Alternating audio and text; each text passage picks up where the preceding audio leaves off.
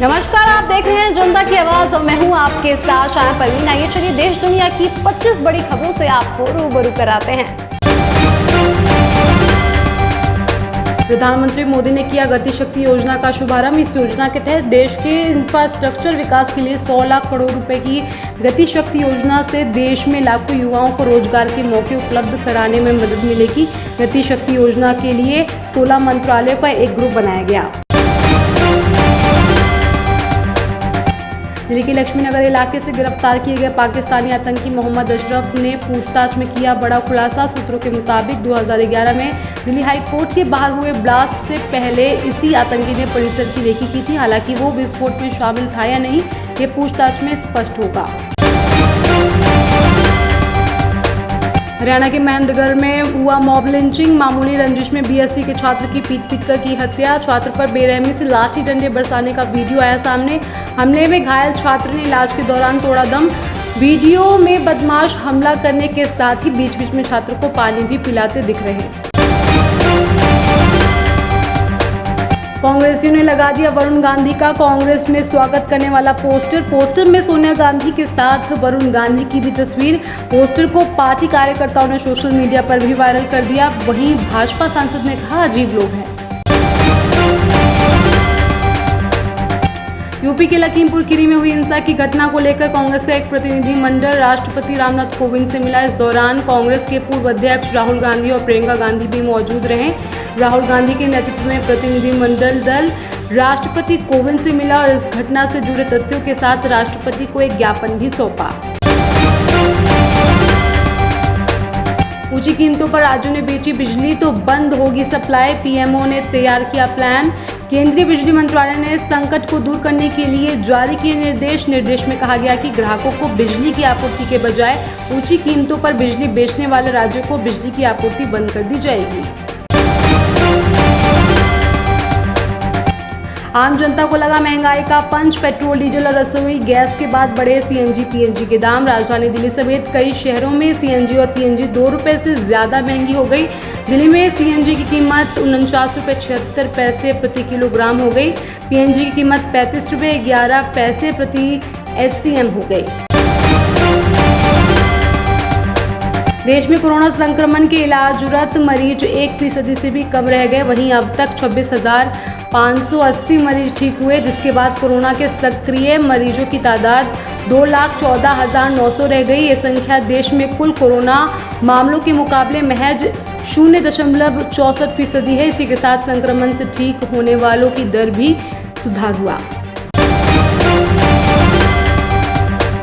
उत्तर प्रदेश में जोरदार चुनावी संग्राम शुरू। समाजवादी पार्टी के मुखिया अखिलेश यादव ने कानपुर से विजय रथ यात्रा की शुरुआत कर दी। इस मौके पर उन्होंने मुख्यमंत्री योगी आदित्यनाथ पर सीधा हमला बोला। उन्होंने कहा कि अगले चुनाव में बाबा मुख्यमंत्री और उनका बुलडोजर दोनों ही नहीं रहेंगे। कोवैक्सीन को एक्सपर्ट पैनल ने दी मंजूरी। सूत्रों के अनुसार कंपनी के दिए डेटा की जांच में कुछ दिन लगेंगे। सब कुछ ठीक रहने पर ड्रग रेगुलेटर की तरफ से कोवैक्सीन को 2 से 18 एज ग्रुप में आपातकालीन इस्तेमाल की मंजूरी दे दी जाएगी।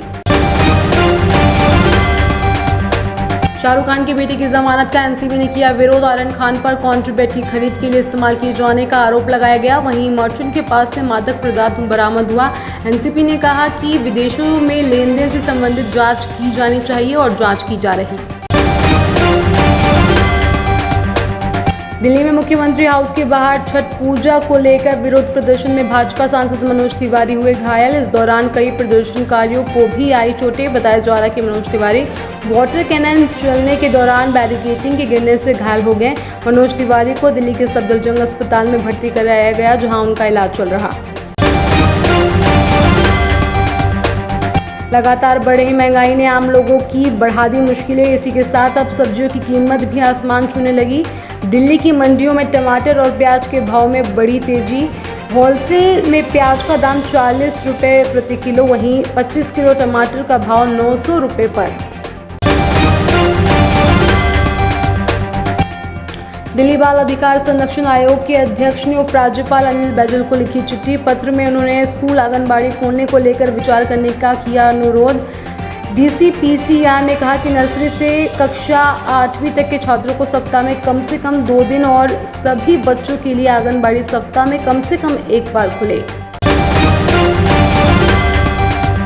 केंद्र सरकार के अस्पतालों का नया नियम। प्रत्येक रविवार से केंद्र सरकार की अलग अलग अस्पतालों में रविवार को OPD संचालित होगी। इसके लिए एक फैकल्टी सदस्य, 2 रेजिडेंट डॉक्टर की सप्ताह ड्यूटी लगाई जाएगी। सफदरजंग RML और लेडी हार्डिंग मेडिकल कॉलेज में पहला दिन सफल रहने के बाद अब पूरे महीने के लिए रोस्टर जारी कर दिया जाएगा।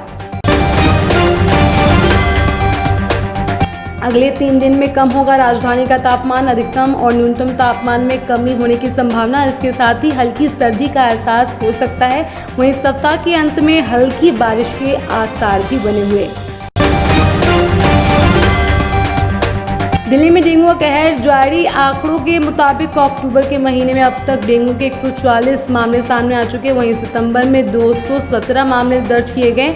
अब तक 480 मामले सामने आ चुके हैं। खास बात यह है कि इस साल डेंगू से किसी की मौत नहीं हुई। दिल्ली के स्पा मसाज सेंटर के बेहतर संचालन के लिए नई लाइसेंस नीति लागू कर दी। इसके तहत निगम के अधिकार क्षेत्र में आने वाले स्पा और मसाज सेंटर में क्रॉस जेंडर समाज की अनुमति नहीं होगी।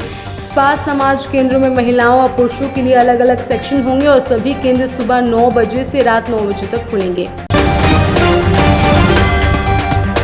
गुरुग्राम में दिल्ली से मुंबई के बीच बनाया जा रहे ग्रीनफील्ड एक्सप्रेसवे को प्रदेश के बड़े औद्योगिक हब के रूप में विकसित किया जाएगा। HSIIDC ने इसकी तैयारी शुरू कर दी है। यहाँ विदेशी निवेश को आकर्षित करने पर अधिक फोकस किया जाएगा। NCR प्लानिंग बोर्ड ने शहर के बीच बेहतर संपर्क कायम करने के लिए ड्राफ्ट रीजनल प्लान 2041 को मिली मंजूरी। इस प्लान के तहत भविष्योन्मुख झुग्गी मुक्त राष्ट्रीय राजधानी क्षेत्र में air ambulance, heli taxi, rail, road और जलमार्ग के जरिए तेज गति संपर्क की परिकल्पना की गई। प्रदूषण की रोकथाम के लिए राजधानी में 18 अक्टूबर से रेड लाइट ऑन गाड़ी ऑफ अभियान शुरू। केजरीवाल ने घोषणा करते हुए लोगों से रेड लाइट पर गाड़ी बंद करने की अपील की। वहीं ग्रीन दिल्ली ऐप पर प्रदूषण फैलाने वालों की शिकायत करके वायु प्रदूषण को नियंत्रित करने में मदद करने के लिए भी कहा। अब जयपुर इंटरनेशनल एयरपोर्ट का नियंत्रण भी अडानी समूह को मिल गया। अडानी ग्रुप ने इस एयरपोर्ट का नियंत्रण एयरपोर्ट अथॉरिटी ऑफ इंडिया से हासिल किया। सरकार ने अडानी समूह को 50 साल के लिए एयरपोर्ट लीज कर दिया है। भारतीय टीम अपने अभियान का आगाज 24 अक्टूबर को पाकिस्तान के खिलाफ मुकाबले से करेगी। वहीं इससे पहले भारतीय क्रिकेट बोर्ड ने टीम इंडिया की नई जर्सी का किया खुलासा। BCCI ने ट्वीट कर नई जर्सी में टीम इंडिया के धुरंधरों की तस्वीर शेयर की। ये जर्सी पहले की तरह ही MVL स्पोर्ट्स द्वारा लॉन्च की गई। अब QR कोड वाले ड्राइविंग लाइसेंस जारी करेगी सरकार। QR कोड को स्कैन कर कुछ मिनटों में ड्राइवर के बारे में पूरी जानकारी हासिल हो जाएगी। इससे खास मौक़ों पर उन्हें ज़्यादा समय नहीं गंवाना पड़ेगा। परिवहन मंत्री कैलाश गहलोत ने बताया कि इससे ड्राइविंग लाइसेंस के बारे में एक नया अनुभव लोगों के सामने आएगा।